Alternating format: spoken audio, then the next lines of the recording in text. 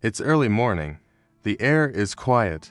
You're awake before the world is, before messages start piling up, before the headlines start spinning, before the first sip of coffee. And yet somewhere beneath the silence, there's a restlessness, a quiet unease, shapeless but real. You can't name it. Nothing's wrong. But nothing feels entirely right either. Why is it that in moments of peace, the mind still searches for trouble? Could it be that suffering doesn't come from the world itself, but from how we respond to it? Welcome to this journey of thought. This is the place where philosophy meets presence, and ancient wisdom echoes into the modern world. Here, we explore how small ideas, old and time-worn, can still reshape our understanding of who we are, how we live, and how we suffer. Today, we'll be looking through the lens of Stoicism and ancient philosophy, not just of endurance, but of clarity. And more specifically, we'll dive into something called habit stacking, not in the usual sense of productivity or self-help, but as a spiritual path. Stoic habit stacking is about more than discipline. It's about training the soul, building quiet strength through layers of daily intention. It's the art of arranging small mental shifts one on top of the other until your entire way of being begins to change. In the modern world, we speak of optimization, efficiency, systems, but the Stoics were practicing this long before any TED Talk. They didn't call it stacking or neuroscience. They called it living in accordance with nature, cultivating virtue, and training perception. They didn't seek to conquer the world, they sought to conquer the self. And not through one grand act, but through a lifetime of small, meaningful repetitions. So the question we Lions ask today, this: how can we build habits not just of the body or schedule, but of the soul? And can this be our quiet rebellion in a world addicted to speed, distraction, and reaction? Let us step back for a moment, far back, 2,000 years or so. In a portico in Athens, a man named Zeno taught philosophy to those who wandered past. His ideas, shaped by hardship, shipwreck, and silence, would become the foundation of Stoicism. It was picked up and lived by unlikely students, a slave named Epictetus, a wealthy statesman named Seneca, and an emperor named Marcus Aurelius. Each of them faced a different kind of storm, but all turned inward not to escape life, but to meet it with stillness. Their philosophy centered around a radical idea: the world may do as it pleases, but your response is yours alone. This is what we can control. This is where our power lives. Scene by scene, they remind us of something both simple and difficult. To master life, you must first master yourself. To find peace, you must turn not outward but inward. Epictetus, once enslaved and beaten, would later write, "It's not things that disturb us, but our judgments about things." This insight, so sharp and clear, echoes a timeless truth. Reality doesn't hurt, our interpretation does. And if interpretation is a habit, then maybe, just maybe, it can be unlearned and replaced.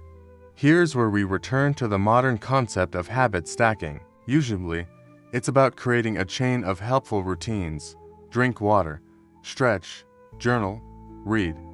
But what if we could do this with the habits of our inner world?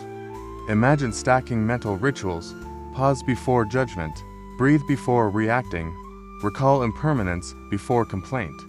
Day by day, moment by moment, these invisible habits forge a visible change.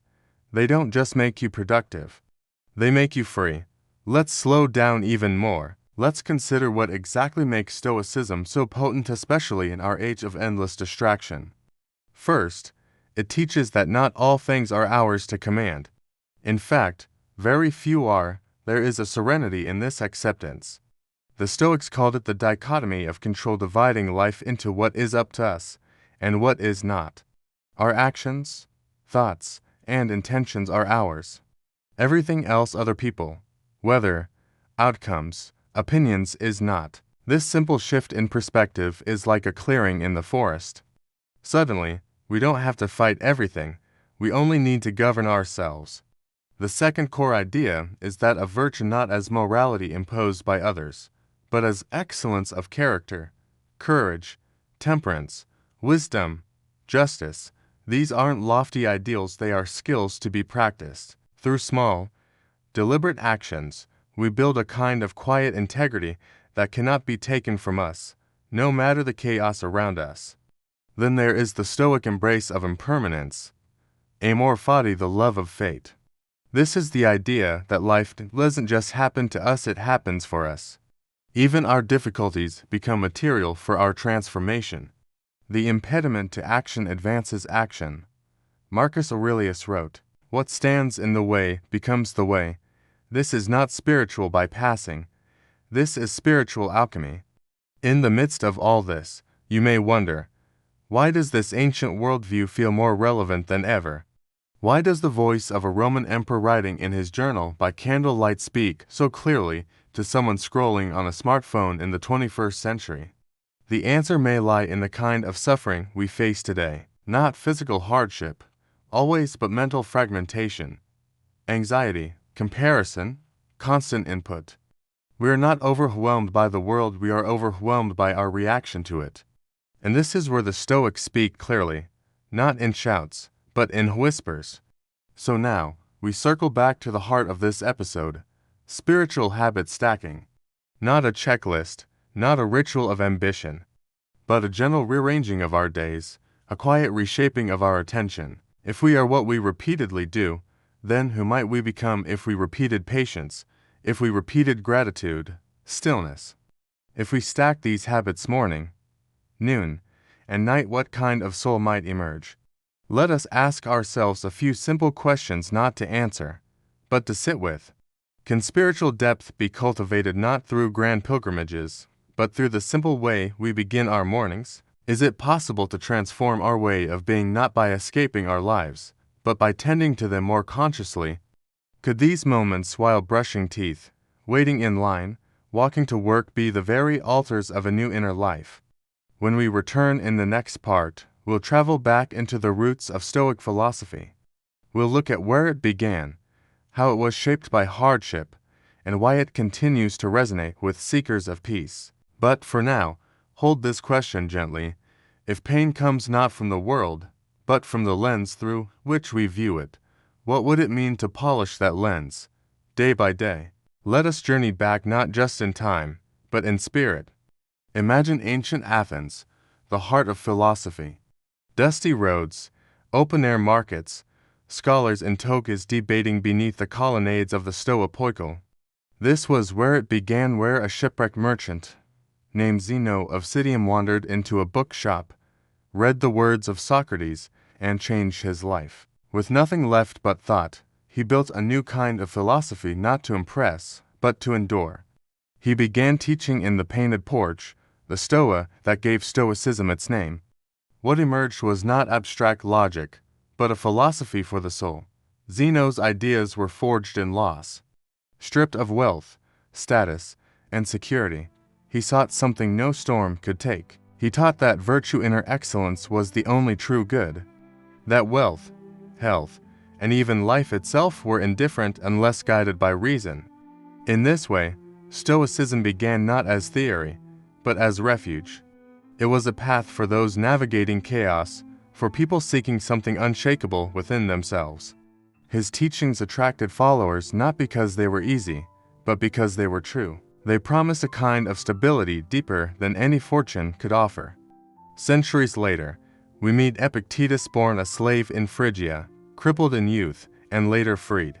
He would become one of the most influential Stoic teachers.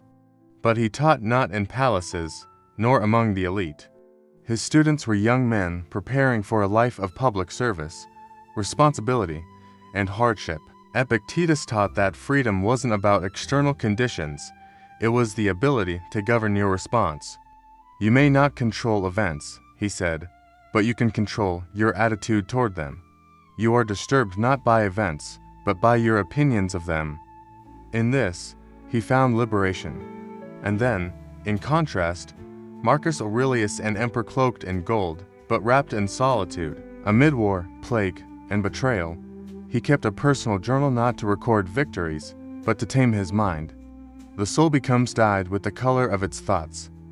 He wrote, his meditations were not intended for anyone else, and yet, thousands of years later, they remain one of the clearest windows into what it means to live thoughtfully, humbly, and inwardly free even in the midst of power and pressure.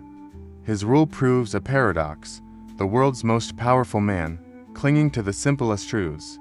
In each of these stories, we find a pattern. Suffering does not make Stoics, response does. They live different lives: merchant, slave, emperor, but all walk the same inner path. They practiced what the Hindu Upanishads would later call viveka discernment, the ability to see clearly what belongs to the self and what does not. This clarity, repeated in ritual and reflection, becomes a spiritual discipline. In Stoicism, as in many wisdom traditions, the line between philosophy and devotion blurs. It becomes a way of being, not merely a system of thought. Let us pause here to consider a core Stoic principle, the dichotomy of control. Everything in life falls into two categories: things within our control and things outside it. This is the root of tranquility. What belongs to you, your judgments, your choices, your effort. What does not, the past, the future, the reactions of others, the randomness of fortune. Peace begins not in controlling more, but in expecting less from what is not yours. Happiness and freedom, Epictetus reminds us, begin with a clear understanding of one principle: some things are within our control, and some things are not. Another pillar of Stoic wisdom is negative visualization, the practice of contemplating loss not to breed fear, but to grow appreciation. Seneca advised his students to imagine, each night, that what they love might vanish. This wasn't morbid, it was sacred. When we live as if everything is temporary, we begin to treat it with reverence. That cup of tea, that conversation, that moment of quiet, they become precious because they are perishable.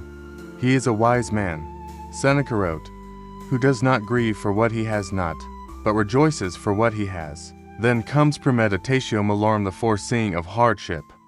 Before battle, Roman generals would walk the battlefield in their mind.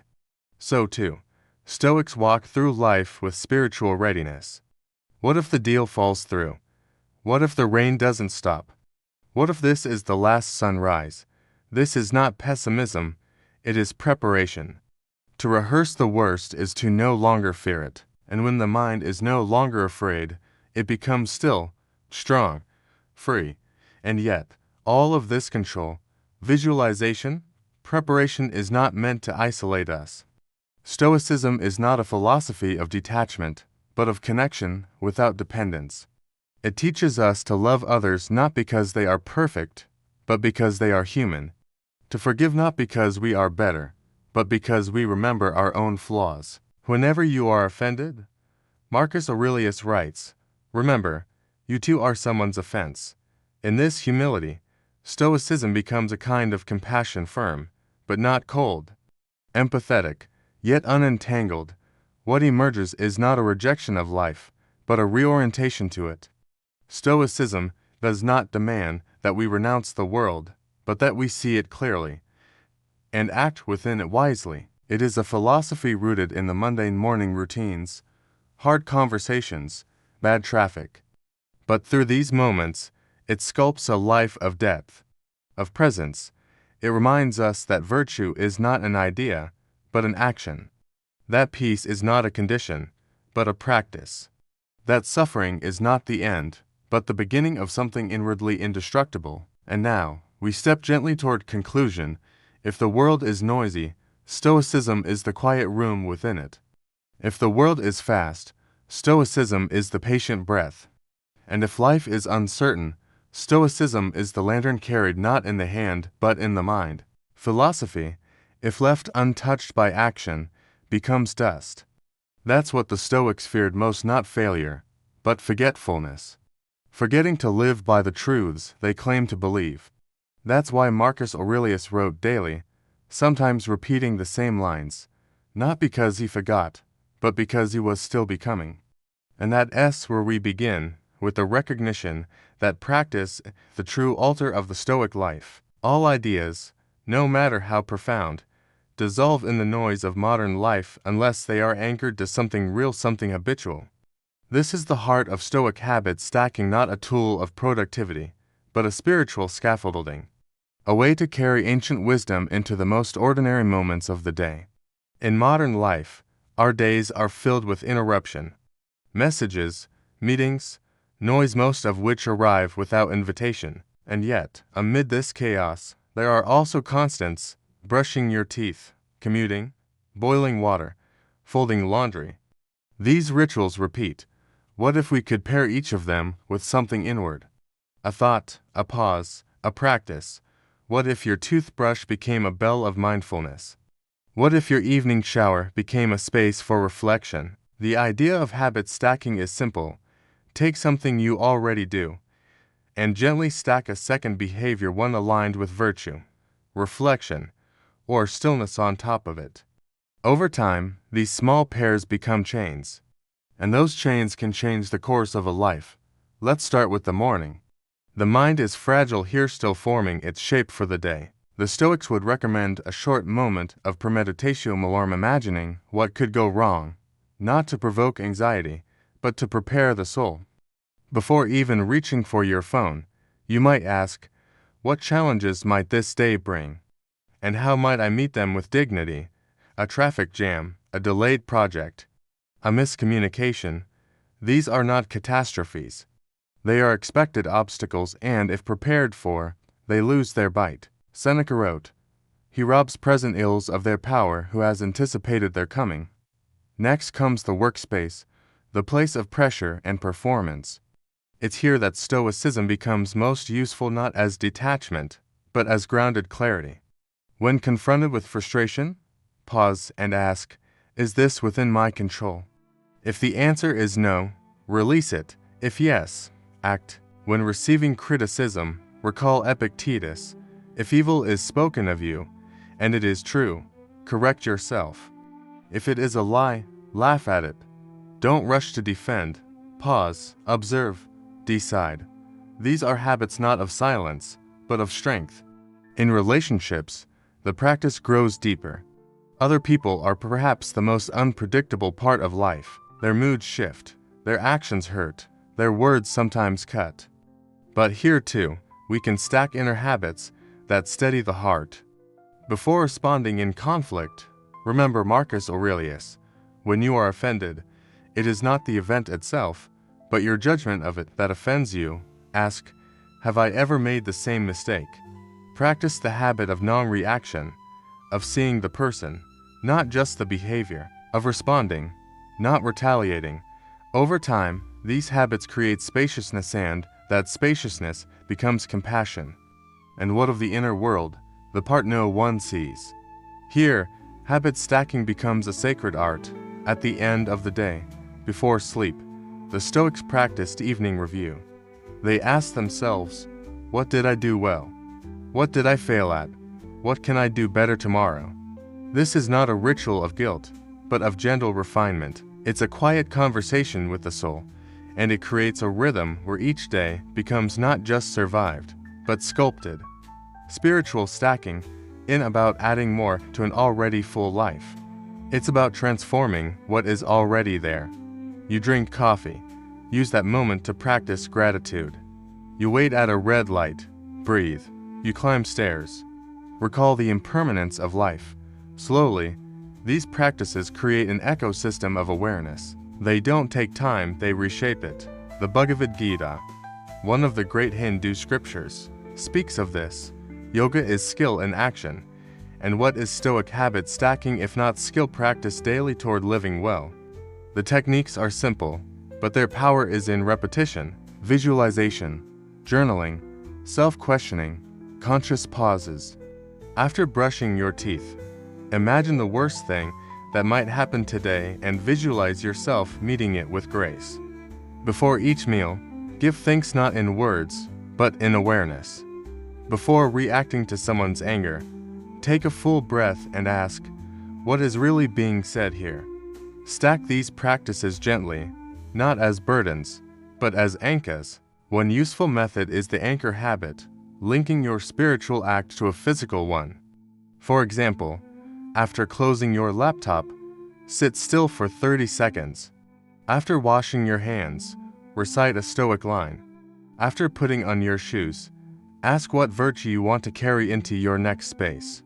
These moments, though small, accumulate. Like layers of silk, they create a fabric that warms the soul. But there's another dimension to this practice: presence. The habit itself is not the point, the awareness within it is. Stoicism is not about building rigid routines, but about weaving intentionality into the ordinary. Each practice is a reminder: you are not a victim of circumstance. You are the sculptor of your attention, and where attention goes, the soul follows. Some may ask, does this really matter? Can such small things really change a life? And the answer, quietly but firmly, is yes, because all great structures, cathedrals, temples, philosophies are built not in leaps, but in stones. And Stoic habit stacking is the art of laying one stone at a time, not for the world to admire, but for the soul to stand upon.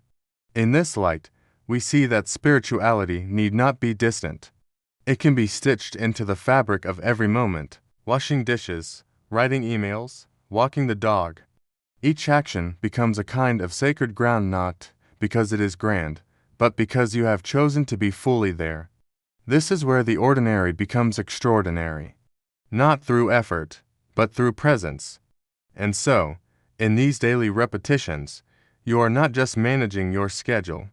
You are shaping your character, not by force, but by rhythm.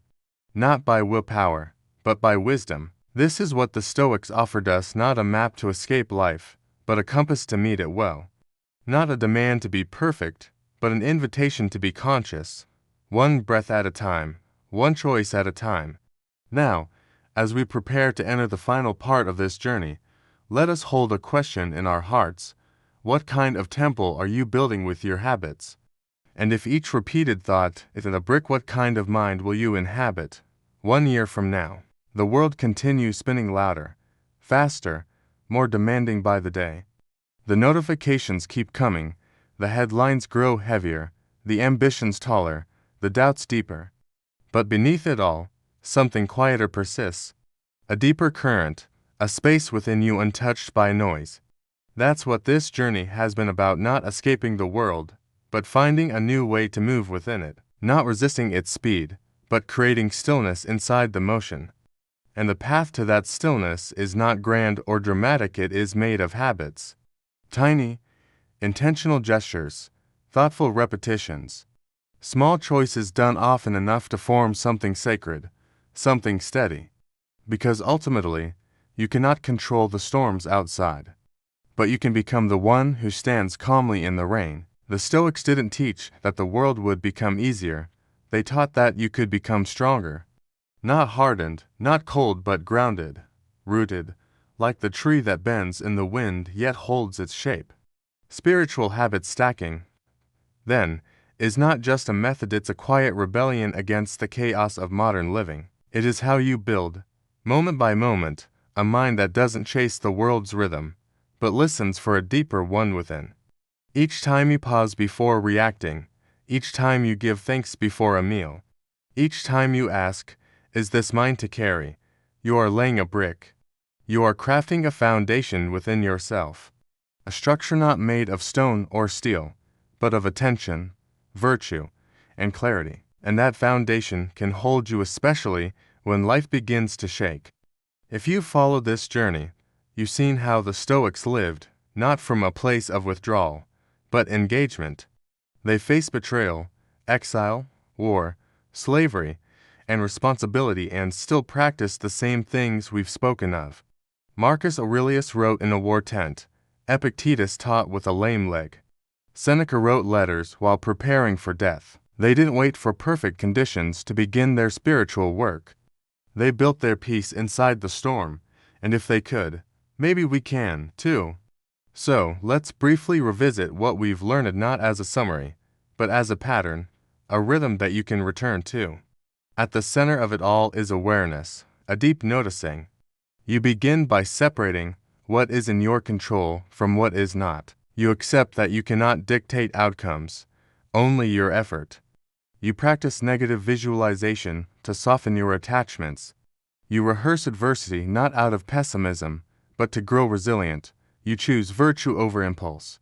And above all, you live with intention, not drifting, but directing. Stoic habit stacking is the bridge between these ideas and your life.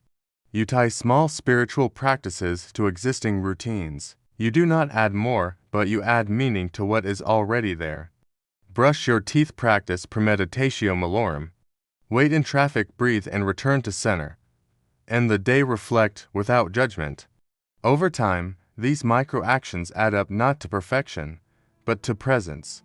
And perhaps most beautifully, this path is not reserved for monks, scholars, or emperors.